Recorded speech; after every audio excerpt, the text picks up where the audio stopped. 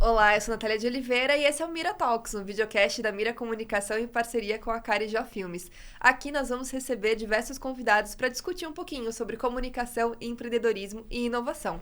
Nesse primeiro episódio, a gente recebe os sócios da Mira, Diego Ramalho e Juliana Miranda. A gente vai discutir um pouco sobre os principais fundamentos aí de uma comunicação estratégica, como conseguir construir uma boa reputação, fazer um gerenciamento de crise, identificar riscos e oportunidades aí para a comunicação empresarial, corporativa, em relações públicas e tudo mais. Então, continue nos acompanhando. Bom, sejam bem-vindos, Diego, Juliana. É o nosso primeiro episódio do Mira Talks.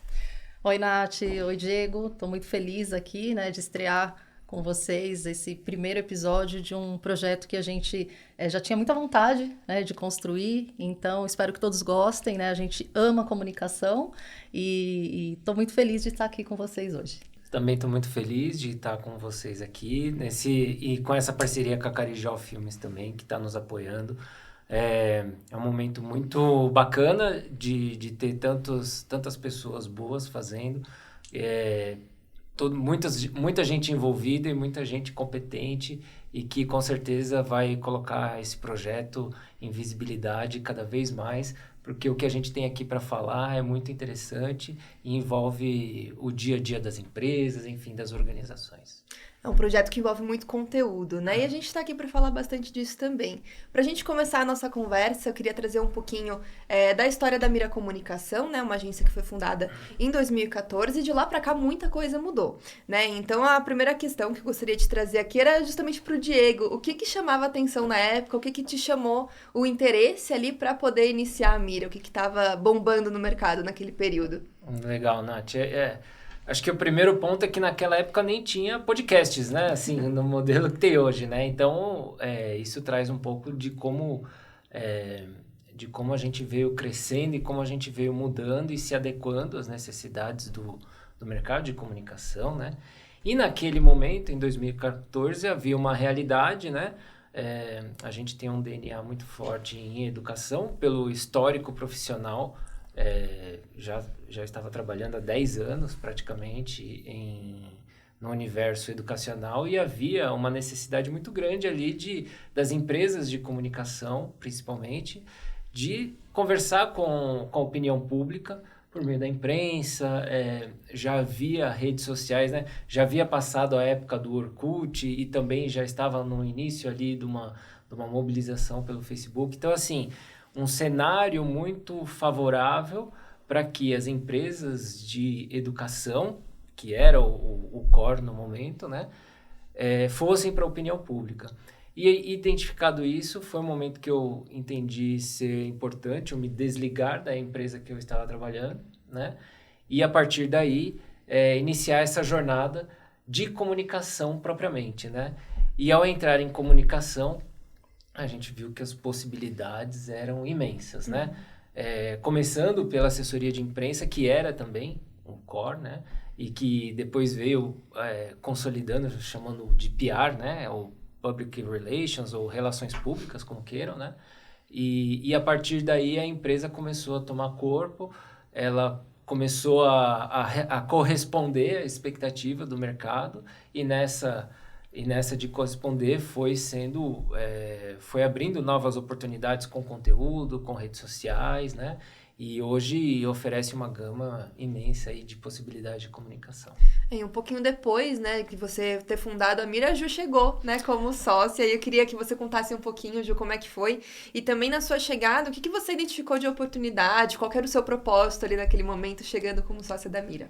Muito legal, Nath. Esse convite do Diego aconteceu no finalzinho de 2016, Quem já conhece um pouco da nossa história sabe que eu e o Diego, a gente vem mesmo do mercado de comunicação desde 2000, 2002, Ele um pouquinho depois, e sempre trabalhando juntos, O Diego com um perfil mais empreendedor, resolveu realmente sair do mercado de comunicação ali, da comunicação corporativa em empresa para montar a agência. Eu ainda fiquei, mas percebendo também, o quanto a gente poderia agregar, estando do outro lado do balcão, eu resolvi aceitar o desafio e procurei sempre ter o olhar de cliente, né? Eu trabalhei durante a minha trajetória, sou jornalista de formação, mas me considero relações públicas, assim, uma veia muito forte de relações públicas, por entender que a comunicação, ela é a base mesmo, né? O coração de toda a empresa. Então, olhando um pouco dessa relação que eu tinha com as agências, eu falei para o Diego, bom, vamos tentar incorporar aquilo que a gente via mesmo,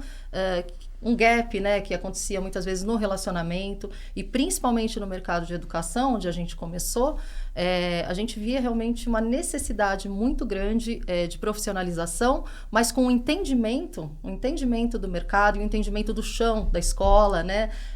E por isso que eu acho que a gente acabou realmente crescendo nessa área, com grandes grupos, né, com startups que vieram depois, e acho que esse DNA que a gente aprendeu no chão da escola ali, né, lidando com professores, lidando com diretores, fez com que a gente entendesse o quanto a comunicação para a educação ela precisa realmente ser entendida, né, e ser acompanhada, como o Diego falou, né, a gente passou por muitas mudanças no mercado de comunicação e comunicação é isso. Então a gente está aqui justamente para falar um pouco do que acontece nesse mercado que é extremamente dinâmico, né, e a gente está sempre aprendendo.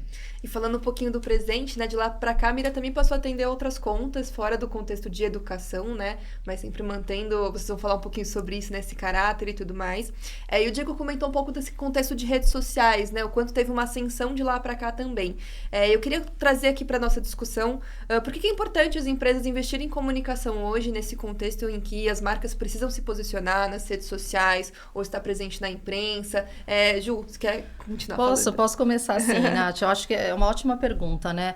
A comunicação, ela ganhou uma representatividade gigantesca nas empresas, né? Então, se a gente pegar o período antes da pandemia, já era muito forte a necessidade de se comunicar de forma transparente, né? A gente tem aí, acho que as redes sociais e a comunicação integrada, né? A comunicação, ela acontece o tempo todo, todos os stakeholders são impactados, né? Então, a gente tem a comunicação hoje como o ativo intangível, acho que mais importante das empresas. Tem até um número que eu vi na Exame outro dia que diz que 90% do valor de uma empresa, ele está realmente pautado na comunicação. Isso significa que reputação virou realmente o ativo intangível mais importante. Acho que isso, respondendo a sua pergunta, por que é tão importante uma marca, uma empresa investir em comunicação.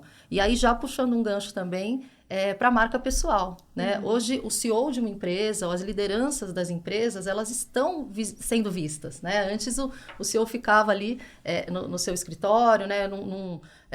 Numa postura muito mais direcional, e hoje não, ele impacta, né? Pelo exemplo, o propósito, a ética, tudo isso tem que ser passado também para os stakeholders que estão ali sendo impactados. E aí vem as redes sociais, né? E aí a comunicação com a imprensa, a opinião pública, tudo está dentro de uma grande percepção dessas pessoas que estão olhando aquela marca, olhando aquelas lideranças, né?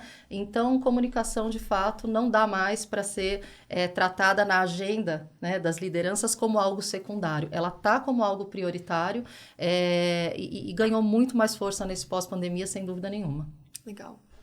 É interessante a gente fazer um paralelo da nossa vida como profissional e da nossa vida pessoal, olhando os aspectos de comunicação, né?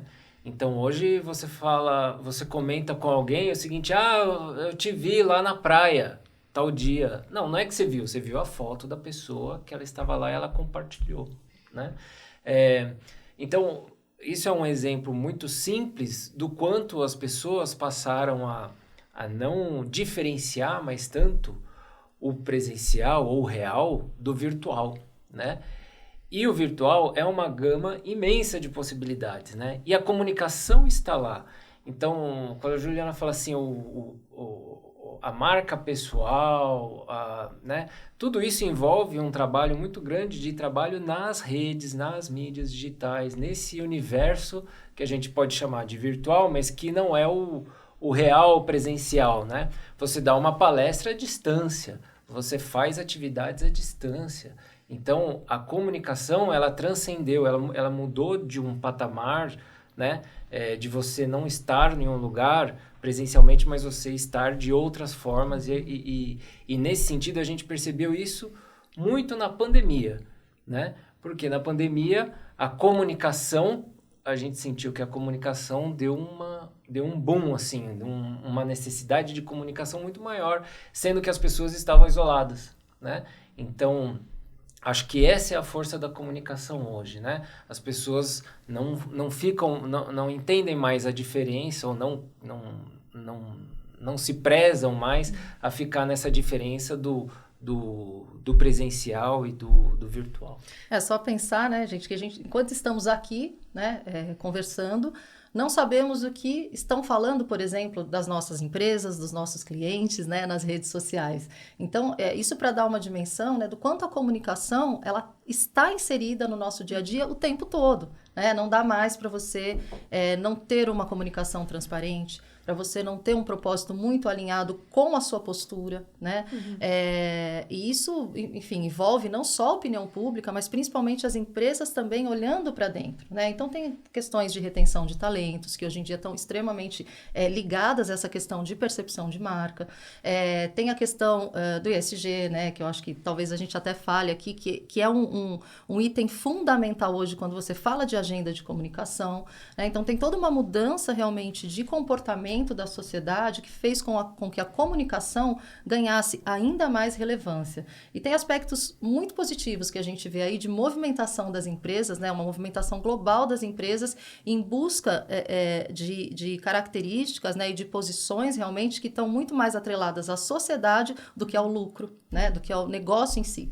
Sim. Então, para que você hoje tenha lucro, para que você hoje tenha um valor como marca, você precisa, de fato, ter uma ética, ter um comprometimento, né? Ter uma transparência na sua comunicação, senão não se sustenta. Né? Esse novo patamar da comunicação enfatizou muito mais isso, né? Porque você tem mais exposição, consequentemente, oportunidades, mas também riscos, né? E para a gente entrar um pouquinho nesse assunto, qual a melhor forma da gente se preparar para esses riscos, para essas oportunidades, né? A gente já está entrando num assunto um pouco mais delicado, que é aquele que a gente nunca quer, que é a questão de crise, né? Quando tem essa exposição, aumenta a suscetibilidade de você também ter alguma crise. E como é que a gente pode lidar para se preparar com esses momentos aí? Trabalhar com comunicação é lidar com oportunidades e riscos, né? Acho que, de uma maneira geral, quando você empreende, quando você toma alguma ação, você está lidando com oportunidades e riscos, né? Investir em comunicação, eu falo, às vezes o cliente chega para, né, o parceiro ali chega assim, eu quero uma grande exposição, né? Quero ser visto para aumentar as minhas vendas, né? É uma linha pragmática da comunicação, né? De exposição. E no fundo, às vezes, você precisa o contrário, né? Você precisa da comunicação, de especialistas de comunicação para não expor a marca, porque naquele momento vai ser ruim, né? Então, existe toda uma análise, né, de riscos e oportunidades. A gente fala assim, você pode, quando a gente vai conversar sobre gestão de crise, né? A gente costuma dizer que é um plano de seguros, né? Porque você ali está investindo um FII mensal, de repente, né? Mas é justamente para não ocorrer determinada crise, né? E, por outro lado, existe a linha da oportunidade da comunicação, que é você estar em exposição, só que não é só exposição, né?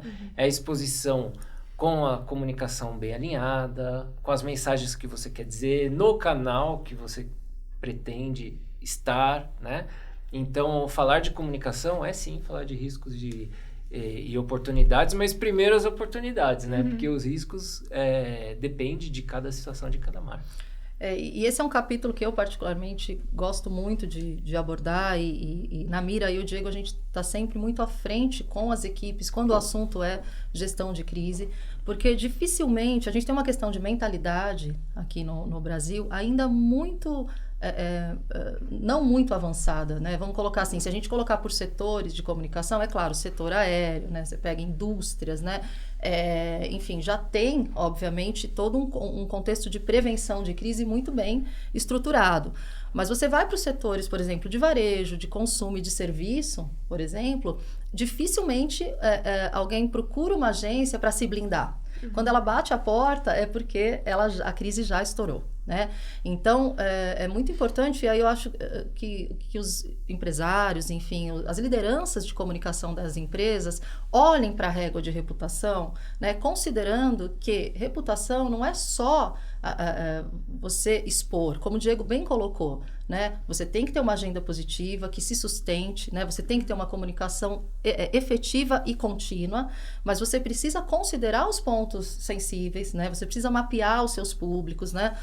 Quanto mais você tem um plano bem construído, você consegue, com agilidade, fazer uma contenção de crise e até um pós-crise, né? Então, quando a gente fala de focos, de suscetibilidade, é para olhar isso como algo que é inerente da nossa natureza hoje, na natureza dos negócios. A gente está nas redes sociais, a gente tem o público consumidor, a gente não controla. Eu acho que isso é muito importante, né?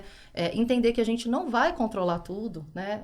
As lideranças, os donos de empresa não têm como controlar. Então, qual que é a recomendação? Né? Olhar para isso com seriedade e entender que faz parte, né? Então, acho que é um capítulo que não dá mesmo para ficar fora de uma agenda de comunicação estratégica. Super importante. Perfeito. E quando a gente tem uma boa reputação também da marca, né, isso acaba contribuindo para a gente ter um plano de prevenção ou mesmo fazer uma melhor gestão num período de crise. Para a gente entrar um pouquinho nesse tema, eu queria que vocês explicassem de uma forma didática o que é a reputação. Às vezes, quando a gente faz o trabalho de RP ou mesmo vai conversar com uma marca que ainda não conhece esse trabalho, às vezes não entende, como a Ju colocou no início. É algo intangível, né? Algo que é muito difícil de mensurar. Daqui a pouco a gente entra um pouquinho nos dados com relação a isso. Mas o que é reputação e como isso pode ajudar também?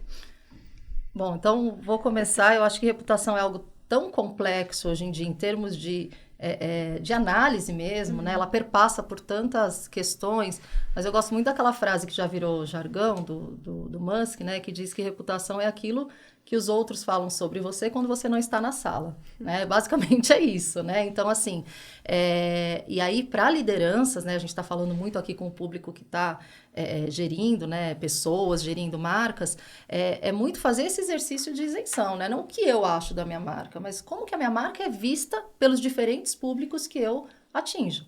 Né? Então, reputação eu entendo que é basicamente isso, né? Eu gosto muito do exemplo, que eu acho que é o exemplo mais estudado, talvez, aqui no Brasil, a Natura. Né? A Natura é uma marca que, muito antes das redes sociais, muito antes do movimento de ESG, ela já fazia muito bem feito, ela já fazia muito bem a lição de casa. Né? Dificilmente uma pessoa não olha a Natura como uma marca de respeito, como uma marca que impacta bem, né? Tem um cuidado com o meio ambiente, tem um cuidado social, né? De governança. Então, acho que é muito essa reunião dessas características para uma entrega de um produto, sim, que é um produto bom, mas que ele vem embalado, né? Com uma série de outras características que fazem com que essa empresa seja uma empresa simpática ao público, seja uma empresa que as pessoas querem trabalhar, que as pessoas querem consumir. E acho que falar de algo intangível é melhor quando a gente tem um exemplo. Por isso que eu trouxe aqui um pouco esse exemplo da Natura. Acho que é quase unanimidade, né? A reputação é um conceito antigo, mas hoje ele é muito moderno no ambiente corporativo, no sentido de comercialização, do papel da organização ali no meio, né? Que ela está e que ela impacta. Acho que uma boa referência, a gente tem uma boa referência de autor de marketing, que é o Philip Kotler. E uma das primeiras vezes que a gente mencionou o Kotler foi em palestras, né? Que a gente falava, olha, 2005, você tem aqui os públicos. Né, Diego? 2006. 2005, 2006, que ele falava justamente da questão, né? Que a reputação era um item ali da obra dele, né? Então, ele fala do pragmatismo do marketing para venda, para comercialização, como que você tem que persuadir, como que você tem que... Né? É tudo muito estratégico, né? E hoje, ele está na versão 5.0 da obra dele, né? Que é o marketing 5.0, que é completamente reputação no fim do dia, né? Por quê? Porque ele coloca da seguinte forma, né? A empresa hoje, né? As organizações hoje, não basta lucrar, elas precisam dizer a que veio para aquele meio, né? Então, que impactos ela causa no meio ambiente, de que maneira ela tem uma governança que tem que ela impacte positivamente os aspectos sociais, né? Então, todo esse movimento das empresas, né, das organizações, criam uma reputação. Uhum. E essa reputação, que é super complexo de você avaliar, né, é o que vai fazer, de repente, você, no fim do dia, ir lá na prateleira, né, de um supermercado e escolher a marca A e não a B, porque a B você sabe que está usando mão de obra escrava. Sim. Né? Uhum. Então, reputação é isso. E você só consegue trabalhar bem a sua reputação se a sua comunicação com todos os públicos envolvidos estiverem funcionando. E, Diego, até te complementando, você falou essa questão de valor, de preço, né? O valuation hoje das empresas, o público investidor, ele está olhando, assim, diretamente o quanto essas empresas elas têm uma responsabilidade social, elas estão envolvidas, né? Elas têm uma lisura, né? Uhum. Então, tudo isso é uma composição da reputação da empresa, que aí sim, o valor das empresas, né? E aí falando de valor financeiro mesmo, ele vai se construir, né, em cima dessas ações. Eu acho que isso tangibiliza um pouco mais o que é a reputação. Quando você fala em questão de valor, né, os investidores eles estão olhando o mercado, as empresas de capital aberto, as startups que estão buscando investimento, enfim, a gente tem esse movimento. Não adianta você não construir uma boa reputação, né? Ou melhor, você construir uma marca forte se você não olhar para esses aspectos, né? E olhar somente o produto final. Isso não vai se sustentar. Seria até um próximo ponto para a gente conversar, que é justamente a mensuração, né? A Ju comentou o exemplo da Natura, o Diego trouxe o exemplo, por exemplo, do mercado, digamos assim, a Ju com os dados de valuation. É muito importante a gente conseguir ter uma análise de todo o contexto para metrificar uma reputação, né? Não é uma coisa tão simples assim. E aí a gente fala daquela palavrinha, né, que os diretores de marketing, né, as lideranças adoram, que é o ROI, né, o retorno sobre investimento, né? Então, falando especificamente da parte de relacionamento com a imprensa, né, é sempre um desafio você mostrar o quanto, né, aquela matéria, né, que de repente saiu na capa de um jornal, enfim, ou mesmo na TV, ou mesmo num veículo de trade, né, que às vezes é mais traz um impacto maior para o público, o quanto aquilo vale, né? Porque isso a gente está falando de consolidação de posicionamento, de construção de marca. Então, a valoração é algo que hoje a gente ainda usa algumas métricas, né? Próximas, às vezes, de publicidade também, métricas relacionadas a engajamento, né? Essa palavrinha engajamento está muito forte também, né? O quanto aquela matéria impactou e de que forma. Mas, olha, via de regra, eu acho que existe uma mudança também na publicidade, né? Eu vejo marketing e assessoria de imprensa muito como amigos, não tem mais aquela divisão, né? Então, eu acho que para cada um tem uma finalidade específica, algumas de curto prazo, outras de longo prazo, né? Enfim, mas acho que esse combo, né, de ações de comunicação através das ferramentas que a gente tem, eles trazem uma percepção para a opinião pública que vai colocando aquele player e aquela marca como uma referência de credibilidade, né? Eu acho que o principal papel da assessoria de imprensa é justamente trazer essa credibilidade de alguém, né, que tem uma isenção, né? A imprensa ela tem esse papel mesmo de trazer credibilidade, porque alguém falando de você e olhando o mercado e trazendo uma informação, colocando você dentro de um contexto de outros players, né? Diferente de você falando de você mesmo. Então, é difícil mensurar, mas a gente tem hoje alguns estudos e algumas métricas que mostram que o trabalho de assessoria de imprensa é um dos investimentos de melhor custo-benefício para as marcas, né? Então, a assessoria de longo prazo mesmo, né? Sim.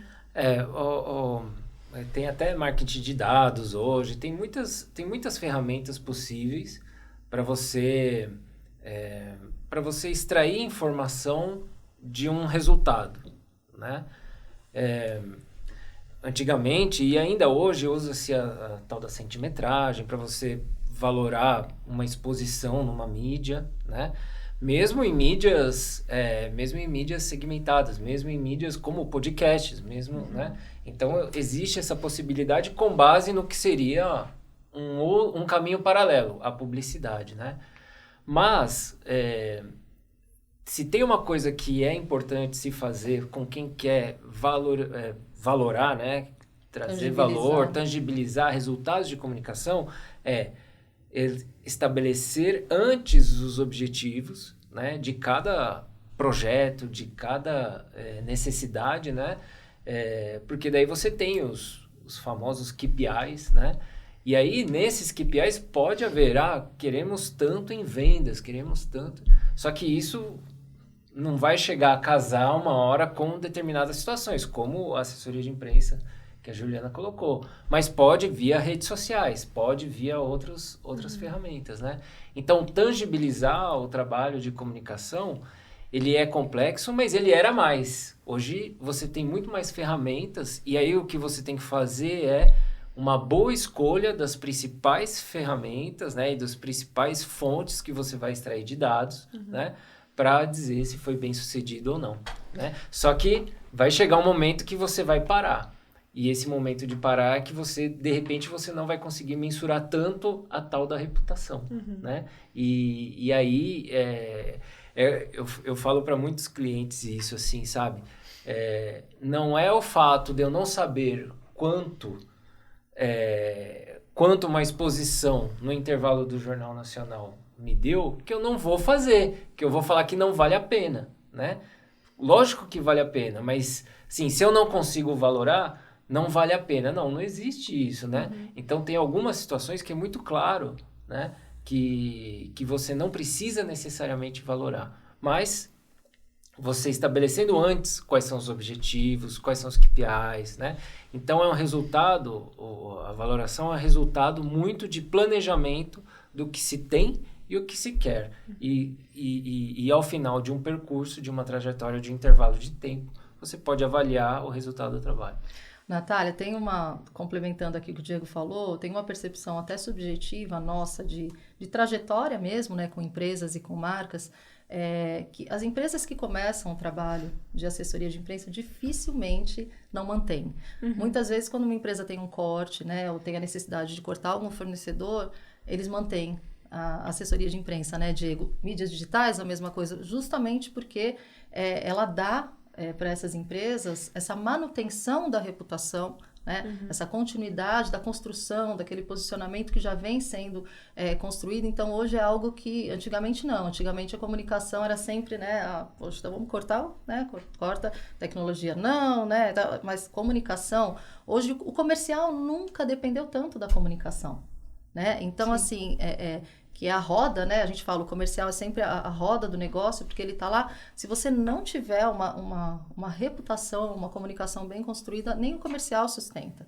né? Então, as nossas ações, inclusive, táticas com o cliente, as ações estratégicas, elas olham, inclusive, o impacto que vai ter no negócio, né? E isso é fato. Eu queria trazer um dado aqui, recente, né, do Anuário da Comunicação. São dados da ABERJ, da Abracom, que são as principais instituições aí que regem o setor, né?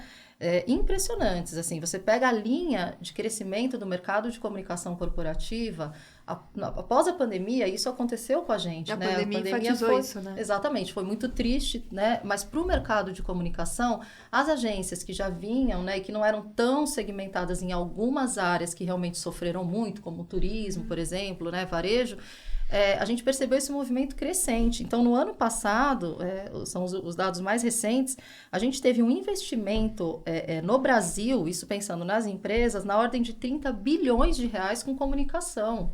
Isso é um número muito expressivo. E as agências de comunicação, que hoje são cerca de 900 no Brasil, né? Se você pegar desde das pequenas até as grandes e as médias, no caso da Mira, né? A gente já está aí como uma agência de médio porte. A gente tem um faturamento perto de 5 bilhões de reais, isso só em 2022. Né? Então, para mostrar um pouco e tangibilizar um pouco o quanto essa percepção das empresas ela tá se mantendo. E é uma curva que os especialistas acreditam que ela realmente é ascendente. E aí vem o desafio, né? Não sei se você vai me perguntar, mas óbvio que tem sempre os desafios também, que é a acompanhar também esse mercado que é extremamente dinâmico, né? Então, uma prova disso é aqui, né? A gente estreando um novo canal, né? Olhando todas as possibilidades de comunicação. Então, hoje a gente tem os influencers, né? Os influenciadores, enfim. A gente tem os canais como podcasts, né? As lives que vieram com tudo e tantos outros que vão surgir. Tem a inteligência artificial, né? O ChatGPT. Como lidar com tudo isso, né? Para isso que é divertido, né, Diego? A gente ser comunicador. E hoje dizem que se a marca não tá nesses espaços, não ocupa esses espaços, ela não é vista também, né? Se ela não tá nas redes sociais, se ela não tá assessoria de imprensa, né? Se ela não tá ali nos veículos para construir essa reputação, ela não consegue se exercitar nesse sentido, ter essa manutenção também da própria existência. Né, porque alguém vai ocupar esse espaço, exatamente. Exato. E o Diego comentou sobre a questão de planejamento. Para a gente conseguir ter boas métricas, a gente precisa ter bons planejamentos. E a Ju colocou essa questão de ter vários canais, e aí a gente entra na comunicação 360, né? Recentemente, a Mira passou pelo processo de rebranding, enfatizou esse posicionamento em comunicação 360 que conversa com todas as áreas. E hoje tendo ali a parte de PR, parte de digital, de design, de conteúdo. E aí eu queria ouvir um pouquinho de vocês, né? Como é que foi esse momento para agora dividir nessas áreas? O que vocês pensam para essas diferentes frentes dentro desse contexto que a gente está hoje? A comunicação 360, você pode falar de várias comunicações 360, né? Pensando em canais. Mas se você pensar em públicos, né? Quando a gente fala de comunicação 360, na verdade nós estamos falando de você impactar os mais variados públicos da corporação, né? da instituição. Então, e para isso você tem diferentes meios. Então, você tem as redes sociais, que você muito provavelmente vai impactar clientes, fornecedores, público interno, né? E você tem outro canal que é blog, né? Que é a produção de conteúdo, e-book, enfim. Então, você tem alguns que você detém a produção do conteúdo para o consumo das pessoas, né? E você tem, por um outro lado, formas de que os canais sejam os influenciadores digitais, a mídia, né? A mídia, eu quero dizer, os veículos de comunicação com a imprensa e também de uma forma que esses veículos sejam meios de publicidade também, né? Então, a comunicação como um todo. E um ponto interessante é justamente isso, que após a pandemia, mas esse movimento já vinha ocorrendo, né? Que não tem muito a ver com a pandemia, na minha opinião, que é a questão dos veículos de comunicação terem conseguido uma maior notoriedade ou uma maior confiança. Então, você pega veículos de direita, esquerda, se colocam-se neutros, né? Folha, Jovem Pan, Estadão, Globo, enfim, que são marcas de comunicação que dão chancela para a informação. Mas por que eles ganharam essa força, essa notoriedade? Porque você tem um ambiente digital e você tem um universo de muita informação e de muita fake news. Então, se é a Folha que está falando, posso até não concordar com o que ela está falando, mas ela vai rever a informação se estiver errada, né? Então, quando você se apropria da comunicação para conversar com esses meios, para chegar num público, quando você é a própria fonte de informação, né? Então, você começa a construir um cenário de comunicação 360. E nessa comunicação 360, você precisa dispor de recursos para conversar. Os podcasts são isso também, né? São mais um meio de você conversar com determinados públicos, né? Hoje a Mira, ela iniciou como PR muito forte, né? Passou a ter outros canais como de conteúdo mesmo, produção de conteúdo, blog, e-book, enfim. E agora com a parte de digital se desenvolvendo também, a gente entende que a gente consegue chegar para o cliente, né, em todos os públicos que ele queira impactar. E é nesse sentido que a gente entende também a comunicação 360. E, Ju, você pode complementar isso também. Tá certo, Diego. Eu vejo muito a comunicação 360 como algo quase que permeando todo o universo, porque não tem como mais. A gente começou a perceber isso nesse movimento que a Mira também fez, né, de uma agência que nasceu como assessoria de imprensa, basicamente. A gente começou a perceber que alguns movimentos de narrativas e de discurso que estavam relacionados às marcas que a gente atendia, estavam sendo impactados por outros universos que não só o relacionamento com a imprensa, né? Então, uma crise que começava, por exemplo, um foco de crise na rede social, né, daquela marca. Então, começou a não fazer mais sentido. Eu acho que todas as agências que trabalham com comunicação foram, de alguma forma, percebendo isso, que não dava mais para operar em caixinhas, né? Tanto que na Mira, as nossas equipes, né, elas estão realmente totalmente integradas, conectadas, né, uma com as outras, enfim, umas com as outras, e os nossos planejamentos de comunicação, eles são macro, né, e aí a gente deriva dos objetivos de negócio, né, do entendimento do que é a marca, do propósito, a gente deriva para os canais. Acho que isso é a comunicação 360, né, a gente não tem mais como medir quais os públicos, tem os públicos que a gente quer atingir, claro, mas a gente não consegue mais determinar, né? Então, quando uma marca, ela tá, né, aí no mercado, ela tá nas redes, ela tá num outdoor, enfim, ela tá em todo lugar o tempo todo, porque a gente não tem como saber se uma pessoa vai tirar uma foto e vai fazer aquilo viralizar. Sim. A gente não tem como saber se um influenciador tá olhando aquilo, muitas vezes, com uma estratégia ali unilateral, de repente usar uma informação. Então, a gente precisa olhar isso todo, o tempo todo, e ter realmente um norte para que a gente consiga conversar sobre aquela marca de forma mais clara possível com o que ela faz, porque no meio disso tudo a gente tem as pessoas, né? A gente Sim. tem as pessoas que estão lá dentro, as que vão ser impactadas, né? Aquelas que não conhecem vão receber uma informação, então tudo isso tem que estar muito bem estruturado e muito bem alinhado. É importante a gente sempre fazer um mapeamento dos públicos, né? Acho que cada marca tem ali toda aquela listagem, seja interno e externo, e onde que elas estão, onde que aquelas pessoas estão pra gente conseguir fazer esse planejamento, né? E aí eu queria saber um pouquinho de vocês, como que é esse processo, quando chega uma marca, né, pra gente identificar esses públicos. A gente tem hoje muitos dados nas redes, da própria imprensa, pra conseguir identificar quais são os canais mais estratégicos, como que é esse processo?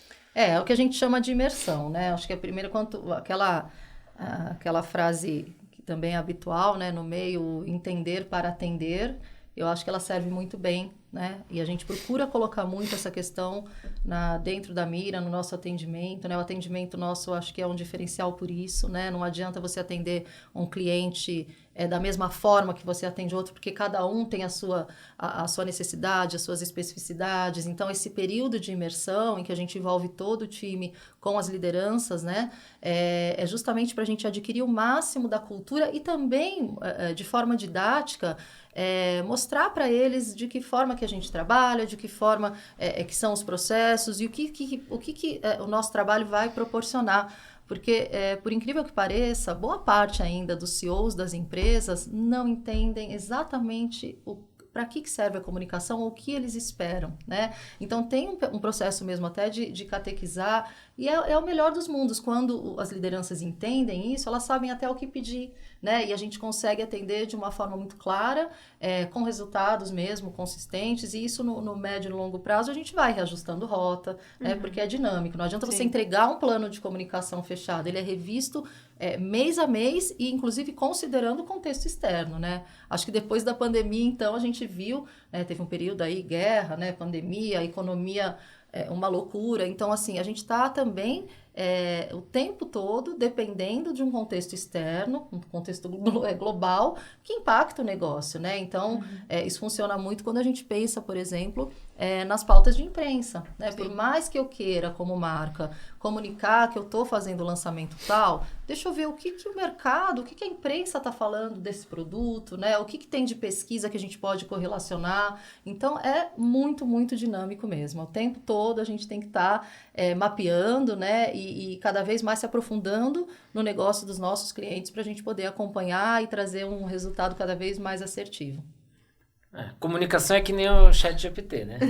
Porque se você não sabe perguntar, você pode ter um texto maravilhoso ou uma informação maravilhosa, só que não vai te servir para nada, né? Você tem que fazer boas perguntas, você tem que... E acho que quando a Ju fala do diferencial da Mira de ser próximo aos clientes, ao atendimento, é muitas vezes isso. Às vezes o CEO ou o próprio gestor de marketing, ele chega e ele quer contar com o trabalho, mas ele não sabe exatamente como que ele vai tirar o melhor. E aí a gente começa a conduzir o processo, né? De que, olha, nós vamos te ensinar a perguntar o que você precisa, né? Para daí você tirar o melhor do que a gente pode oferecer também. Não, legal. O nosso tempo está chegando ao fim, mas eu queria perguntar para vocês aí uma última questãozinha para a gente ir para esse encerramento. Qual que é a perspectiva de vocês, tanto para o mercado de comunicação daqui para frente, mesmo para a agência, né? A partir de agora a gente tem já um fim de pandemia e tudo mais. O que vocês preveem aí para os próximos meses, anos? Qual que é o maior desafio que vocês acham que iremos enfrentar? É o ChatGPT, novas tecnologias, novos canais? Essa eu vou deixar para o Diego começar, afinal ele foi o fundador da agência. Por favor, Diego. A agência, a Mira, ela tá como ela sempre esteve desde o princípio, né? Uma coisa que a gente sempre falou quando as pessoas chegavam, é assim, olha, a gente pode ficar muito bem onde está, tranquilos, né? E ter a nossa vida tranquila e fazer a comunicação arroz com feijão, né? E viver a vida, né? Mas não é isso que a gente quer. A gente olha para um cenário de comunicação que está em constante mudança, que está com iniciativas muito bacanas e muito promissoras e diferentes, e acho que a gente tem que ser muito positivo nisso, de tentar fazer algo diferente e contribuir para essas novas ferramentas, essas novas formas de comunicação impacte as pessoas. No fundo, o que a gente quer é impactar as pessoas por meio do nosso trabalho, né? A agência, desde que ela nasceu, ela tem isso, e o que eu falava para as pessoas era justamente isso: a gente tem liberdade para tentar criar e achar uma solução para as coisas, né? E achar uma solução para essa finalidade de ser um meio para que a comunicação aconteça, né? Eu vejo um cenário muito promissor para o futuro, e eu citei aqui o Kotler, né? Do Marketing 5.0, e a tecnologia ela veio para ajudar e para desenvolver novas formas de comunicação. Então, existem muitas discussões ainda sobre a inteligência artificial, né, que é um passo seguinte, né, da chegada da tecnologia. Então, como que isso vai impactar a comunicação, a formação das pessoas, quem que vai poder fazer e interpretar melhor como que tem que ser a comunicação, mas a gente não pode dar um tiro certeiro, a gente não pode dar um diagnóstico preciso de como vai estar no que vem, né? O que a gente tem que dar é um diagnóstico de que a agência ela está em constante mudança para se adequar a essas necessidades de cada momento. E foi assim desde 2014, né? E a gente pretende que ela continue assim, porque é dessa forma que ela vai se manter atualizada e ela vai manter-se correspondendo às necessidades aí, não só do mercado, né, mas nossas também como agência. Eu acho que isso é um ponto super importante. No fim do dia, a gente presta contas, né, para clientes, mas a gente tem, antes de tudo, conceitos, e a gente tem, antes de tudo, metodologia, né? A gente tem método e formas de se fazer comunicação. E disso a gente não abre mão, né? De fazer uma boa comunicação.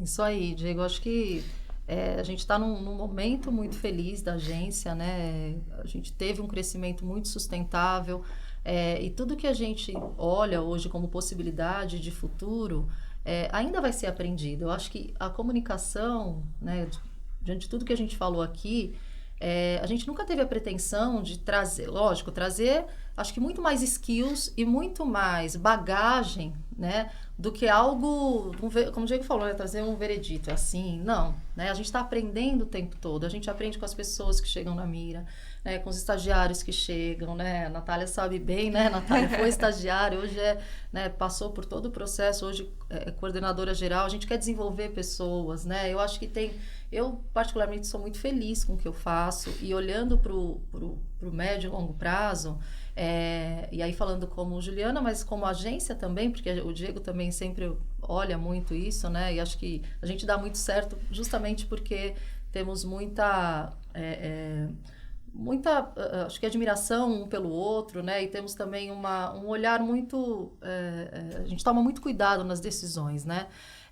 A agenda ESG, eu acho que ela vem hoje para a comunicação, para a gente poder desenvolver junto com os nossos clientes, né, uma estratégia que ainda não acontece no Brasil, né? Pouquíssimas são as marcas e as empresas que, de fato, têm uma agenda ESG bem construída. Então, hoje a gente precisa olhar a questão da inclusão, né, a questão da diversidade, tudo isso está embutido nesse combo e eu vejo o papel das agências de comunicação como uma consultoria também nesse sentido. Acho que isso move muito a gente, né, essas possibilidades que são muitas, não são só ferramentas, mas são conceitos, são aprendizados, para que a gente também possa impactar. Acho que se a gente não tiver um propósito, né, e não puder impactar de fato a sociedade com o que a gente faz, fica tudo muito vazio e triste, né? E eu acho que essa é uma alegria a gente poder trabalhar e trabalhar com segmentos que também têm isso muito latente, né? Quando a gente fala de educação, a gente fala de terceiro setor, a gente fala mesmo de negócios, né? A gente tem hoje até empresas de agro, né? Empresas de finanças que estão na mira, mas tudo perpassando por uma questão de cultura, por uma questão instrucional, e acho que isso é muito o que nos move, assim, diante das possibilidades de futuro. Bom, então, obrigada, pessoal, pela conversa. Obrigada, Diego. Obrigada, Ju. Eu que agradeço, Nath. Antes eu queria fazer uma correção aqui. Cometi um ato falho. Quando eu falei da frase sobre reputação, eu dei o crédito do Elon Musk, mas, na verdade, essa frase é do Jeff Bezos, né, da Amazon. Verdade. Então, antes que eu vire meme, né, porque comunicação é isso, tá feita a correção. Opa, obrigada, Ju. Acontece e faz parte, a gente já corrige tudo aqui. É quase ao vivo, né? Então quase tá tudo certo. Obrigada, Nath. Bom, obrigada, pessoal. Obrigada, gente. Para você que está nos acompanhando, também obrigada por ter acompanhado a gente até aqui. Nessa primeira temporada, a gente vai ter 5 episódios, cada um com um convidado muito especial, que será lançado cada episódio uma vez por mês aí nos próximos meses. Então, não deixe de nos acompanhar e nos seguir nas redes sociais. A gente tá lá no LinkedIn, Facebook, Instagram, também aqui no YouTube, tá? Então, para quem tá nos acompanhando, YouTube, principais plataformas de streaming para ouvir o nosso videocast Mira Talks. Obrigada, até mais. Obrigada e obrigada ao pessoal da Carijós também, né? Queria fazer um agradecimento especial do seu apoio técnico esse estúdio aqui. Maravilhoso, parabéns, pessoal da Carijós, super querido, né? A gente conhece há tanto tempo, muito feliz com essa parceria. Também muito feliz e a gente vai continuar aí por bastante tempo em todas as gravações aí dos próximos episódios. Obrigada, pessoal. Obrigada, Carijós.